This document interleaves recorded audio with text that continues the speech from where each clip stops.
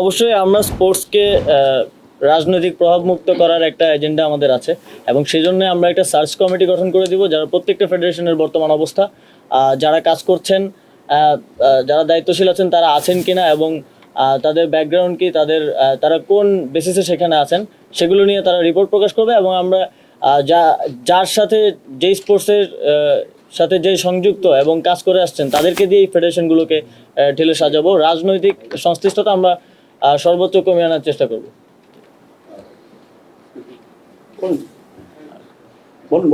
বলেন আপনি Rana plus committee বা ঢেলে সাজানোর কথা বলছেন, তো আমরা অন্যান্য সেক্টরের এই উদ্যোগগুলো দেখছি। তো একই সঙ্গে যারা বিগত সময়ে বিভিন্ন সিস্টেমটাকে, আপনি সিস্টেম সংস্কারের কথা বলছেন, তো সিস্টেমটাকে যারা নানাভাবে ডিস্টার্ব করেছে, যারা সিস্টেমটাকে নানাভাবে পলিউটেট করেছে, তাদের ভবিষ্যতে যদি একটু রিপিট না হয় সেক্ষেত্রে আপনারা কোনো শাস্তিমূলক বা তাদের জবাবদিহিতা করা বা তাদের সামনে আনা মানুষের শাস্তির একটা ব্যবস্থা, যাতে এটা রিপিট না হয়, এরকম কোনো উদ্যোগ দিবেন? হ্যাঁ, অবশ্যই। আমরা ইতিমধ্যে ক্রীড়াক্ষেত্রে যে অন্যায়, অনিয়ম এবং দুর্নীতির অভিযোগগুলো আছে এবং এখনো আমি দেখতে পাচ্ছি আপনারা সেগুলো সার্চ করে অনেকেই বের করছেন এবং মিডিয়ায় প্রকাশ করছেন, এজন্য আপনাদেরকেও ধন্যবাদ জানাই। এই বিষয়গুলোতে আমরা তদন্ত করব এবং যারা দায়ী তাদের বিরুদ্ধে ব্যবস্থা নেওয়া হবে এবং ভবিষ্যতে যাতে এরকম কোনো ঘটনা না ঘটে সেজন্য ইতিমধ্যে আমি বিসিবির সংশ্লিষ্ট এবং ক্রিকেট সংশ্লিষ্ট যাদের সাথেই কথা বলেছি যে যেই গঠনতন্ত্র আছে আমাদের প্রত্যেকটি ফেডারেশনের, সেই গঠনতন্ত্রগুলো যাতে ডেমোক্রেটিক হয় এবং সেখানেও যাতে একনায়কতন্ত্র চর্চা করার সুযোগ না থাকে সেভাবে সেগুলোকেও পুনর্গঠন করার আমাদের পরিকল্পনা আছে।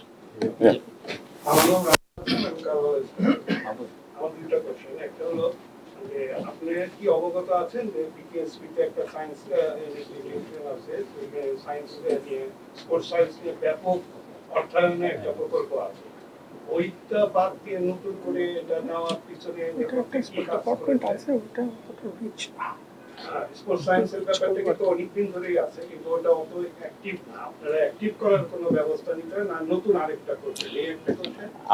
সেকেন্ড থিং হচ্ছে যে আমরা যে আপনি কোন সাধারণত যেটা দেখা যায় যে একটা কোর্স অফ অ্যাকশনের জন্য একটা ডেট ঠিক করা হয়, একটা ডেট ঠিক করা হয় 100 দিনের প্রকল্প। যেহেতু আপনি একটা ভঙ্গুর অবস্থায় আছেন, সামনে আমাদের ওয়ার্ল্ড কাপ ক্রিকেট আছে, অনেক কিছু আপনার কাছে কিন্তু অনেক প্রফিলিক মিনিস্ট্রি, অনেকে অনেক কিছু মনে করে কিন্তু প্রফিলিক মিনিস্ট্রি বলতে স্পোর্টসকেই বোঝায়। সেই জন্য আপনার কাজের কোনো পরিধি কি আপনি ঠিক করেছেন যে 100 দিনের মধ্যে আপনি এরকম করবেন, আপনি এই পরিকল্পনা আছে, এটা আপনি ব্যক্তিগতভাবে? যেই আমাদের অনেক ইনফ্রাস্ট্রাকচার আছে এবং ডিপার্টমেন্ট আছে যেগুলো এখন তেমনভাবে সক্রিয়ভাবে রান করছে না আর কি, তো আমরা সেগুলোকে সক্রিয় করার জন্য সর্বোচ্চ চেষ্টা করব এবং এক্সিস্টিং যা আছে তাকে সর্বোচ্চ সক্রিয় করার চেষ্টা করা হবে এবং যেগুলো এক্সিস্টিং না অলরেডি, যেগুলো আমাদের এখানে নেই, সেগুলোই এই ইনস্টিটিউট কাজ করবে এবং সেগুলোর জন্য ইন্সপেকশন করে আসলে এটা বের করা হবে যে কোন কোন ক্ষেত্রে কাজ করার সুযোগ আছে। আর দ্বিতীয় প্রশ্ন, আমি কোনো টাইম ফ্রেম দিয়ে আসলে তার মধ্যে বাধা পড়তে চাই না, কারণ এখানকার বাস্তবতা অনুযায়ী যত দ্রুত সম্ভব আমরা স্পোর্টসের প্রতিটি ক্ষেত্রকে সক্রিয় করার চেষ্টা করব এবং যেই জায়গাগুলোতে প্রবলেম আছে সেগুলো সলভ করার জন্য ইতিমধ্যে আমরা কাজ শুরু করে দিয়েছি। এর প্রাথমিক একটা লক্ষণ হলো আমাদের স্পোর্টস ইনস্টিটিউট। দেশে দেশে সবার সাথে দ্য নিউজ।